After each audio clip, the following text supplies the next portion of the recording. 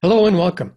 I'm Al Barrows, and this is UFO Disclosure, the podcast that's meant to show an average person's reaction to all the UFO, UAP news from everywhere and anywhere. I'd like to start out talking about a 23-minute video that Lou Elizondo has been teasing on various interviews. It's a promotion for his upcoming book, Imminent. That's what the book looks like. Okay, so I got this on X, and the posting is from Skyfire News at Skyfire News.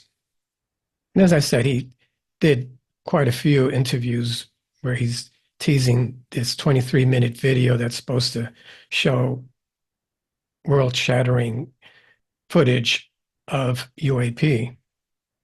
Great. You mentioned Lou Elizondo just a few minutes ago. This is Tim Burchett, who's been leading the charge for UAP transparency in Congress, being interviewed by Martin from Martin Podcast UFO. And he had mentioned, and I wondered if he had ever, or you ever heard about this 23-minute video that he claims will be very telling that may be coming out at some point. Have you ever heard about that? I have. Is there anything you could say about that? Or? Well, I'll let Lou if it needs to be said. I don't want to. Okay. There's quite a few things out there that I wish, and that is one of them that I wish. When are we going to see that 50-foot away pic? Okay, so Tim Burchett didn't really want to reveal anything there. This is another podcast. Lou Elizondo went on to talk about his 23-minute video called The Witness Citizen. And this is Sean interviewing Lou Elizondo. Man, that's not up to me, but yeah, there's a couple there that'll rattle you pretty good. There's one I won't go into detail, but the video is about 23 minutes long. It's 23 minutes. Yeah, it's pretty good, man. Popcorn, gotta get that. Popcorn and some 3D glasses and maybe some Coca-Cola or something. Coca-Cola. The 23-minute video. Have you? Okay, here's Jimmy Church from Fade to Black interviewing Lou Elizondo. And he really presses Lou Elizondo. He's good at getting things out of people. Let's see how he tries to manipulate Lou Elizondo to get some information out. You've seen it? Yes. It's 23 minutes. It is a very, yes. And it's, in all seriousness, the video was extremely compelling, one of many, and what does the video look like? Is it grainy like the stuff that has already been leaked, or is this something that is definitive? No, it's definitive, and it's perplexing because every time you think you're like, okay, that's what I'm looking at, all of a sudden, bang, it changes. I can't go into any more than that. That's fine. That's fine. Walking a fine line, but it will. I suspect at some point it's going to come out. My hope is that it would come out during like some sort of public hearing. Wouldn't that be grand, right? Everybody can see it for themselves. And there's other ones. There's other ones too that are equally compelling. And again, let me reemphasize, Jimmy. It didn't stop with the Omaha and the USS Kidd. Okay, I've said this before. This is occurring regularly and routinely. Just because you haven't seen it in the newspaper yet doesn't mean it's not occurring.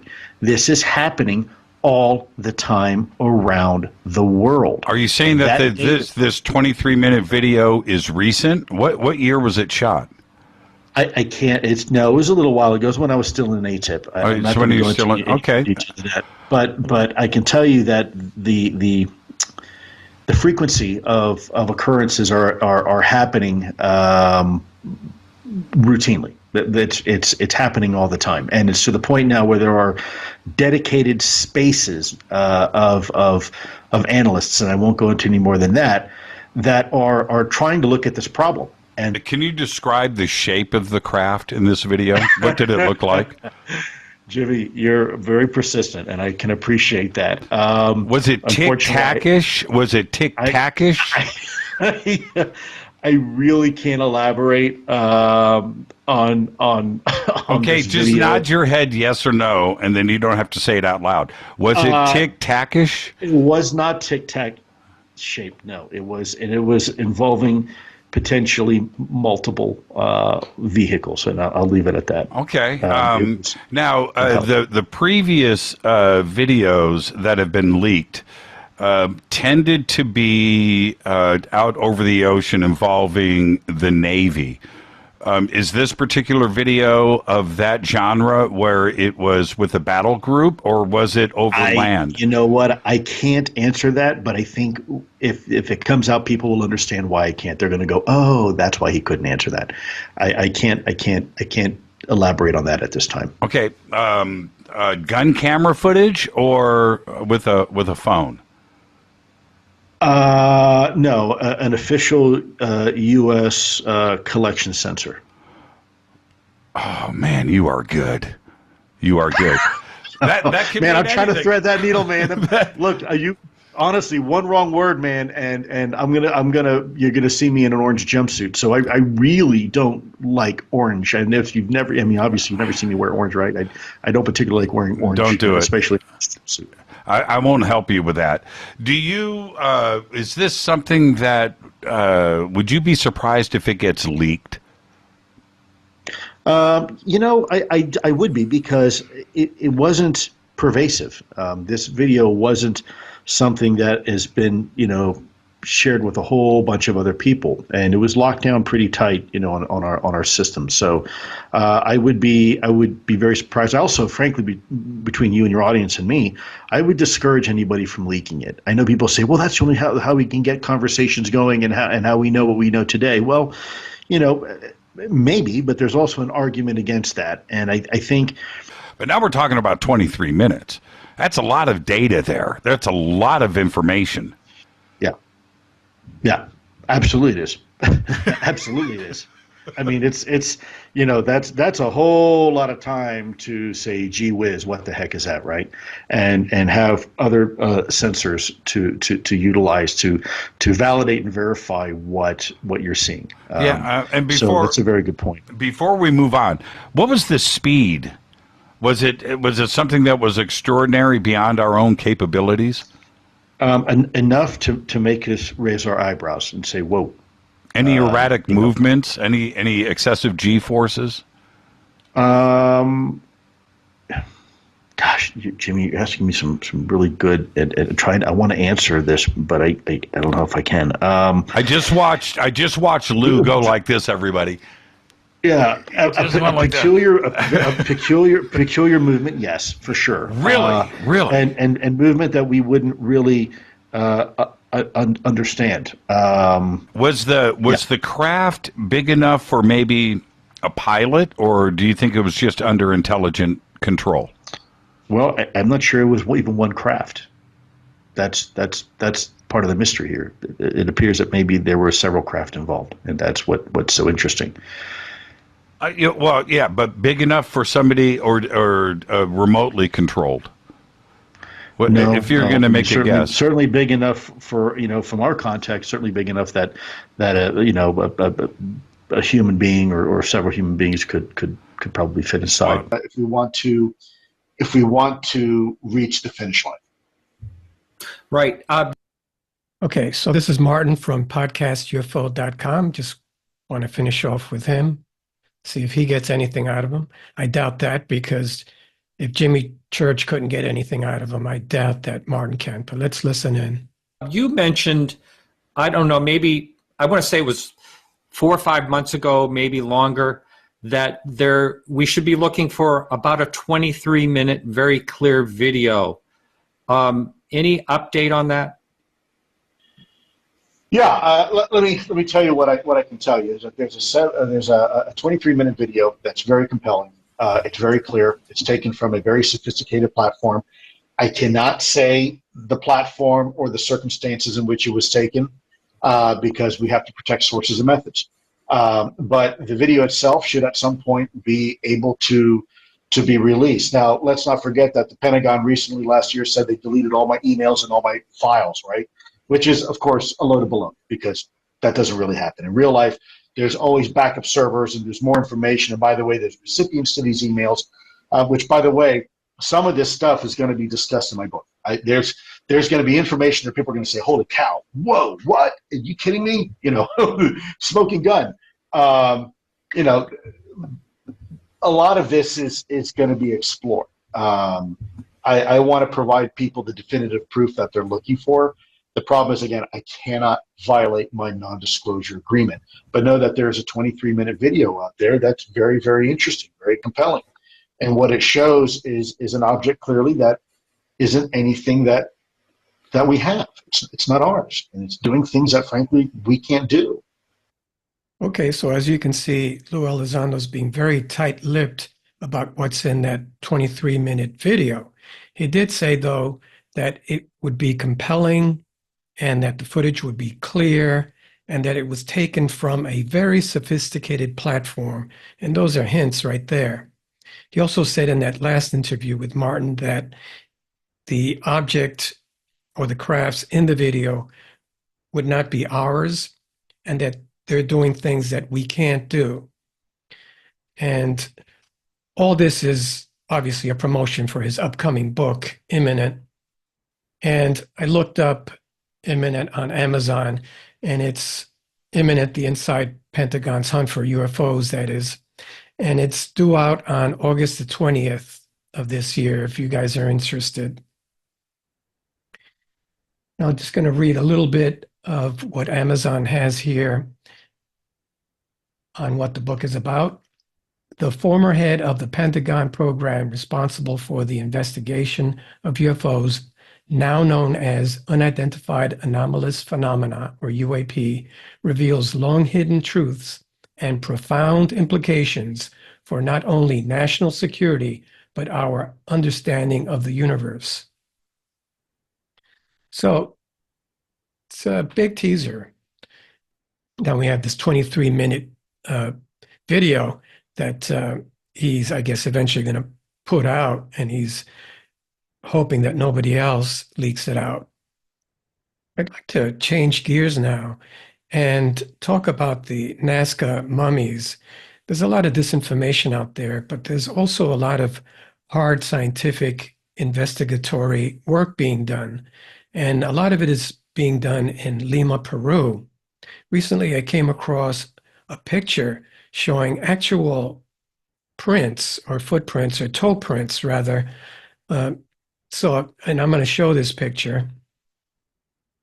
This is a picture of one of the Nazca mummies' toe prints. Believe it or not, those toe prints are still preserved and visible.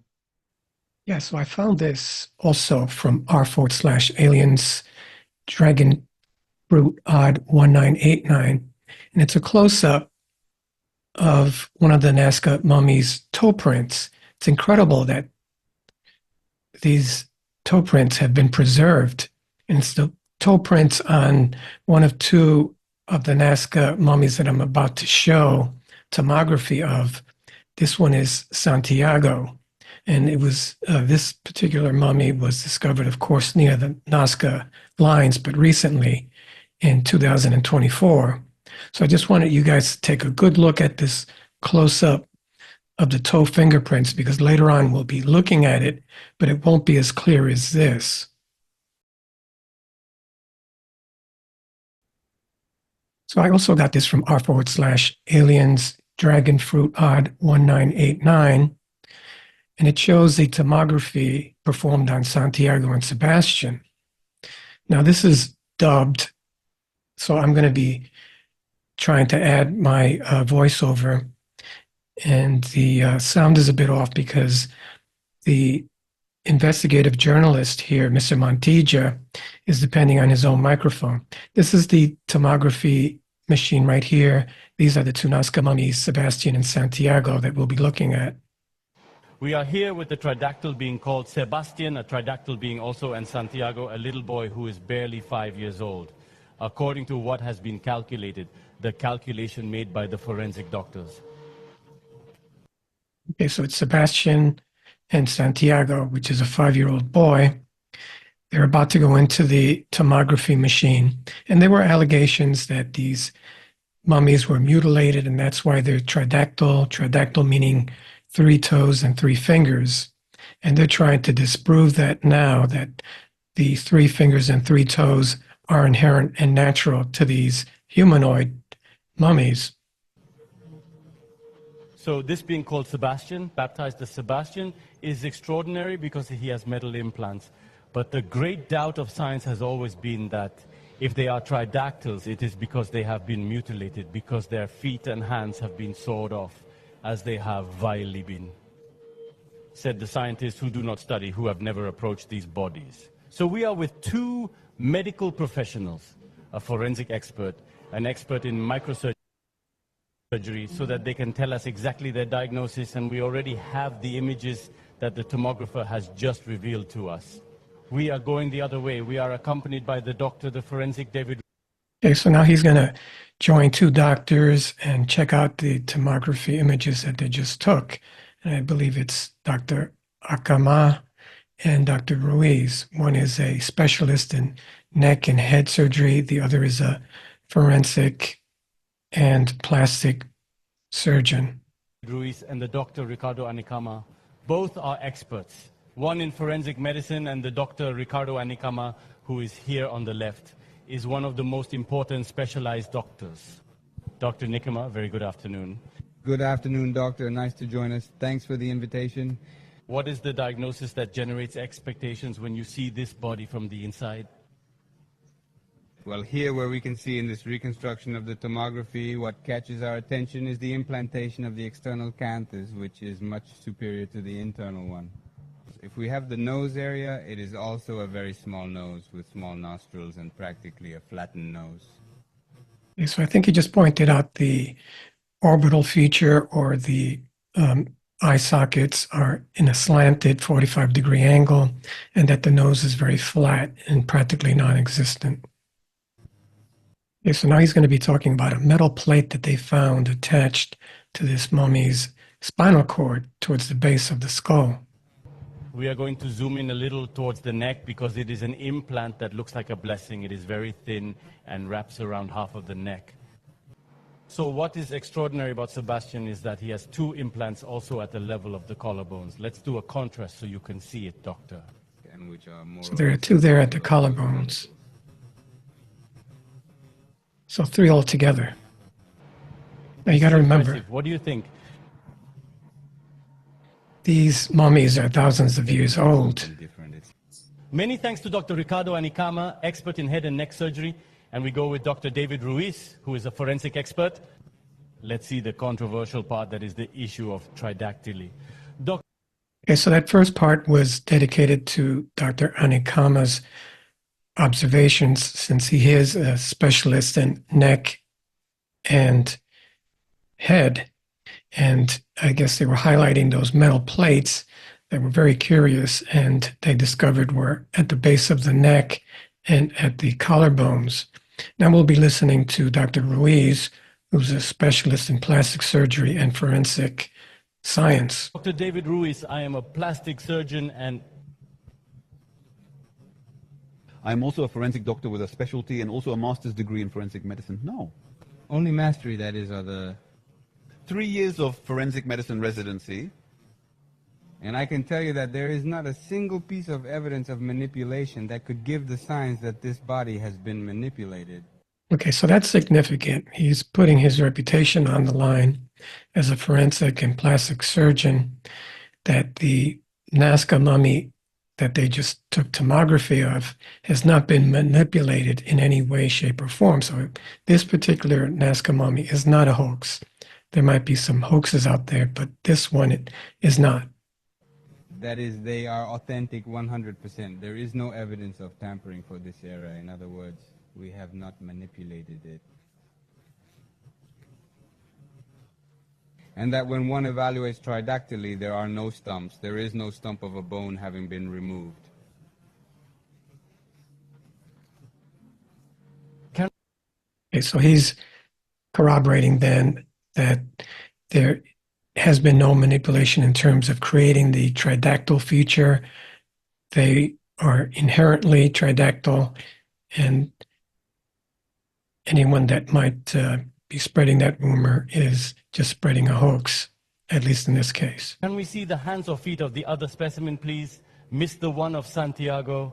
Okay, so now they're going to zoom in on the hands and feet of the other mummy called Santiago. Okay, those are the feet, 3 long toes. Technology, there are no signs that there was a step that was missing, and that is, there is none. And the entire articulation is coherent, it is authentic, there is no way it has been made, that is, it has authenticity correlation from the interosseous, and also there is no evidence of manipulation. And for the skeptics, let's say, those who think it could have been a post-mortem mutilation, that's also why. What you just told me is ruled out, completely ruled out. That is, the person who is speaking, if he speaks in this way, it means that he does not have usant. He has no idea what human anatomy means, neither pre-mortem nor post-mortem. Okay, so they're being very emphatic about the fact that these are tridactyl by nature and have not been manipulated or mutilated. And they're being very emphatic and making a point of that over and over again because there's been so much controversy over many of the Nazca mummies. And mind you, there are several out there, some of which might be hoaxes. Any pedestrian can come and look and give their opinion, not simply say that it is a mutilated body, that is another fraud or things of that nature. An opinion of the market, but I mean, I am giving my opinion as an expert in plastic surgery and forensic medicine, and as president of the Peruvian Society of Legal Medicine of Peru, and attesting that those bodies are authentic. And those tomography scans correspond to the bodies that we are seeing there in front. Let's go back to Sebastian's implant, please. The truth is that this part is one of the parts that surprised us because initially we thought that Sebastian's neck had a very strong cervical injury. So we thought that this metal on the back of the neck could be a way to support the body. However, there is no type of hook, let's say, right? That is, the metal is not embedded, nailed, or screwed to anything. Okay, so Dr. Ruiz there was speculating that the metal implant might be placed there for medical reasons, but now he's showing doubt. He's not sure whether that will be the case. Of course, but also remember that at the time of weaving, when the tissue is soft, that is at the time of the cool, the soft tissue supports the metal already when it dries and is desiccated by the diatomaceous earth. That white thing you see on the bodies is not paint. It is, as initially explained, diatomaceous earth, which is a fossilized algae that extracts in an extraordinary way and dries quickly and prevents putrefaction. Okay, so he's referring to diatomaceous earth that was found on the mummy, on its skull, which actually act as a preservative. Another thing that should be surprising is what Dr. Anikama told us, that he has an absence of sternum. Dr. Anikama was also Okay, another interesting fact here is that these mummies do not have a sternum bone, which I believe is the bone that holds the ribs together towards the front of the chest. also surprised that, of course, he does not see the ribs joining forward towards the sternum. From our human perspective, we hope to always find that, of course, these bodies are not human. The appearance and everything you're seeing, the sternum, right? It is not noticeable. The sternum, for those who do not know the anatomy, is a bone that is in front, which joins the ribs forward in the anterior part and is where they insert. Exactly, even children, those who have small children, a very subtle bone. This is the sternum. We are going to move. We are going to move to the other environment where we are with the bodies because we are going to have an approach to them. Okay, this is where they move over to the tomography machine and actually are standing right next to the mummies. Anikama, once again, please, about, for example, this head here, we have seen that it would look human, but you also notice some other characteristic tomography. With the bodies present here, we see that they are skulls, a little more elongated than what is normally seen in the largest tomography of the cranial vault. Okay, so the skull is a bit longer than ours. Regarding the cause, we have seen that it is a child of approximately 5 years old. Okay, so this mummy was about 5 years old when it died. Here you can see the transverse fingerprints, just like on the Maria mummy. The fingerprints do not look like those of humans, but in the photos they can be seen clearly. Okay, this is the toe prints that I showed earlier in an extreme magnification, and they don't match up what a human being's wedges or prints would look like. You can also see that the toes are extra They are long. transverse, parallel, and longitudinal transverse fingerprints of the finger. It's a unique thing. What catches my attention is the length of the fingers, which is definitely different from what humans can present. Right, the toes and the fingers are way longer than ours. Could you say, doctor, that this body, these feet are very strange, not only because they have 3 fingers, but because half is almost a sole and the other half is a finger, right? Practically. Yeah, half their finger is part of the sole, which is unusual. They have heavy padding towards the bottom of their long fingers. 50%. That's how it is. That proportion is different. It is not human, right? Exactly. And as far as I am concerned, in the part of the head and neck, we see the obliquity of the eyes that is extremely different. More or minus 45 degrees of implantation in relation to the implantation of the external canthus. So he's talking about the angle of the eyes, the 45-degree angle, which is way different than ours. Oblique and some very small nostrils, a little wide, even similar to primates. You can see that there's practically no nose, just nostrils there. Could you say if... Surely when the paleogenetic sequencing course is carried out, these beings will also surprise us. Well, I think that with this, we hope to have covered our part here in Lima. It has been quite a professional technical display, and the truth is that we are very satisfied from here to have been able to contribute this. We invite the scientists of the world, the professors, the professionals from different universities to be a little more interested in knowing this. So Mr. Montilla, the investigative journalist, was a little defensive there because there's a Ministry of Culture in Peru that has said that these Nazca mummies may be hoaxes and that there is not scientific proof. He's trying to provide scientific proof there that these Nazca mummies, at least those 2 that they have, are authentic and that possibly they evolved with mankind thousands of years ago. I'd like to move on now to an area in Mexico where a colleague of none other than Jaime Maussan, the Mexican ufologist that was associated with the Nazca mummies last year and was accused of falsifying some of the evidence. One of his colleagues, Juanito, has been taking pictures of UFOs frequently and has become quite a sensation down in Mexico. And a lot of his shots are very realistic looking, but he's very consistent. And one wonders whether that lends itself to hoaxing or the fact that he just might be a contactee that has the opportunity to take shots of these UFOs that he comes across. So I got this post on Reddit from r/above the norm news, positive song 2293. And it has to do with Juanito's interesting photographs. And I'm getting this from the online magazine Avni Lohia. Juanito's interesting photographs is the title of this article. Juanito has been identified as responsible for the most significant UFO photographs in recent history. Okay, so the article begins by saying, are there any rules for recording legitimate UFOs? It says here that many believe that a chosen few are authorized or contacted consciously or not to take these shots, while some smart people resort to the good old fraud of small models, modern fraudsters, etc.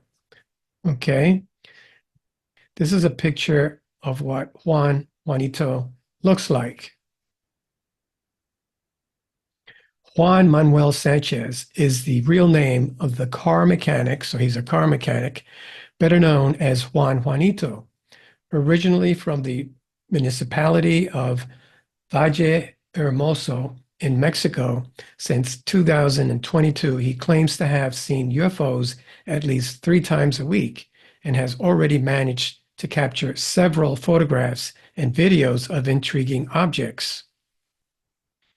He explains that he initially had no intention of sharing his images, but encounters with UFOs became so frequent that he felt the need to make these photographs public. Quote, "I wanted people to open their eyes. This is real. It's happening." So he's been publishing these pictures on Facebook since August of 2022, and he shows a series of photographs on Facebook that shows a series of 3 photographs that show a discoidal metallic object with a dark matter color a few meters above the ground. Initially, he said he intended to take photos of some storm clouds when he suddenly saw an object floating and photographed it. Okay, so you can see that there's a storm brewing, and this is the object here. Mind you, I do agree it could be a drone. And in Spanish, she's written, "Si te gusta el tema de los ovnis, vean lo que capté mediodía. No es un montaje, es real." So he's saying that if you like the subject of UFOs, and check out what I've captured here, it's real.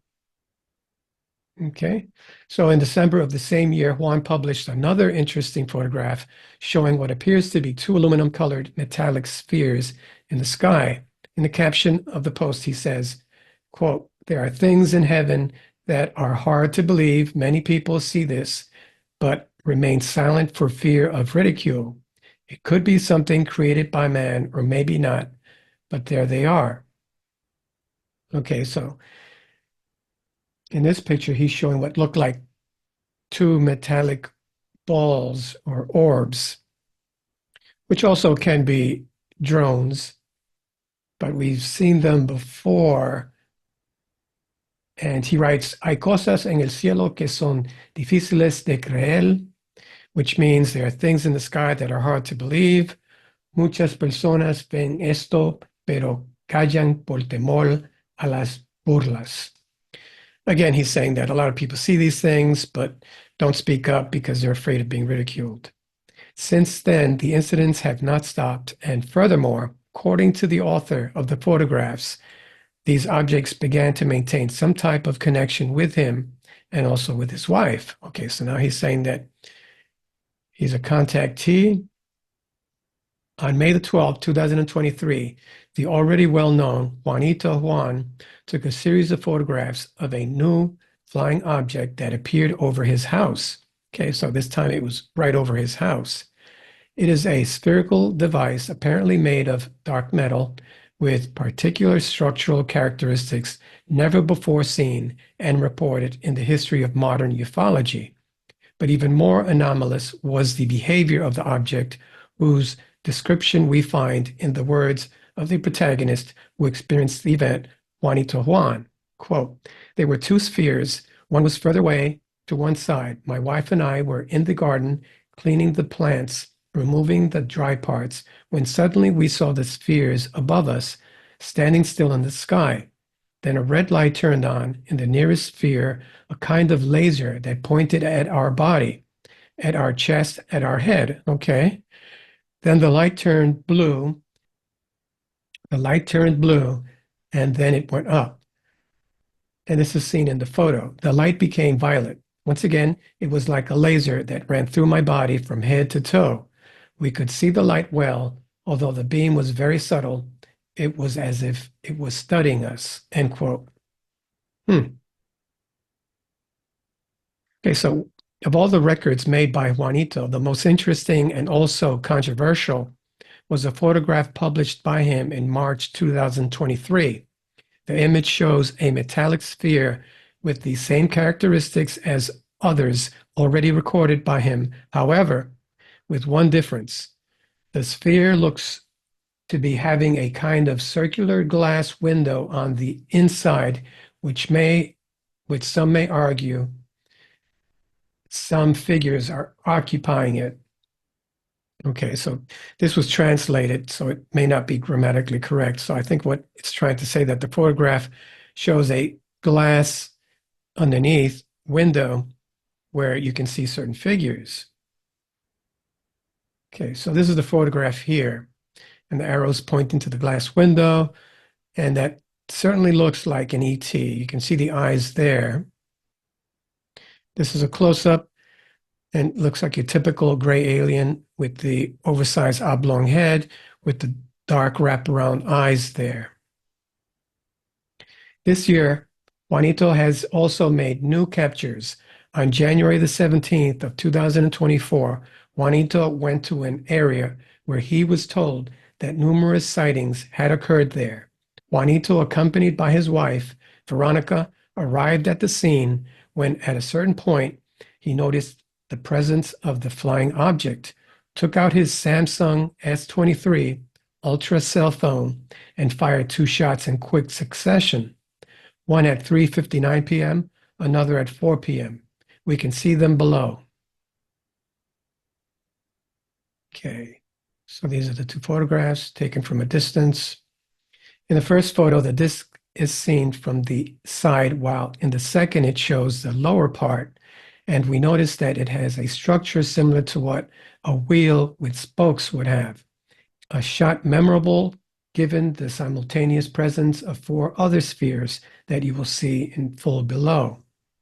Okay, so this is a shot of that disc with the spokes. You can see here. Okay, so according to Juanito's testimony, objects often appear and disappear in very short moments. That is, they don't go anywhere. They simply find themselves there suddenly and disappear just as quickly. So they pop in and pop out, which is common. We've heard that before. On March the 2nd of 2024, Juan Manuel Sanchez takes another exceptional photo in which 5 metallic spheres clearly appear. And you can see that in these photos here below. The fantastic flying objects stand out clearly against a blue sky slightly veiled by white fog. The photo adds to the already extraordinary collection of UFO material created by the alleged Mexican contactee. This places the case of Juanito Juan among the most interesting in the history of modern ufology. Okay, so if they are drones, he's got quite a few of them because this picture shows 5. One point that leaves us intrigued, says the article here, is why Juanito, who is already a friend of Jaime Maussan. Okay, right there, that's a red flag because Jaime Maussan has been accused of hoaxing before. Okay, so this article goes on to say that he is already a friend of Jaime Maussan, who has been following the case since the beginning and has not yet made good footage of these records available, since it is even customary for Maussan himself to provide cameras to supposed contactees. However, although not as interesting as the photographs, Juanito has released footage of some of the records he made. Okay, so I'm going to play this footage. Looks like he took it from his phone.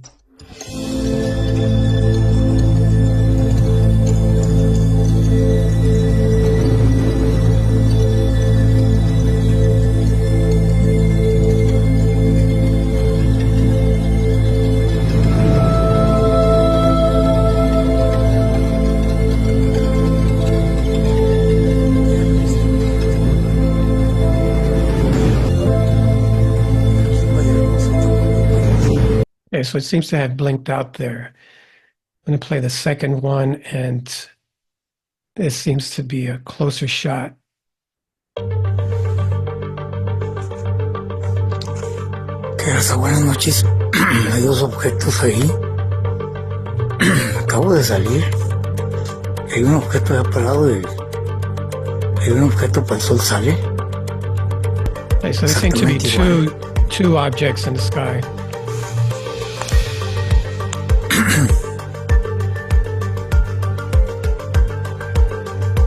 Uno está justo arriba del panteón, raza. Uno está arriba del panteón y el otro está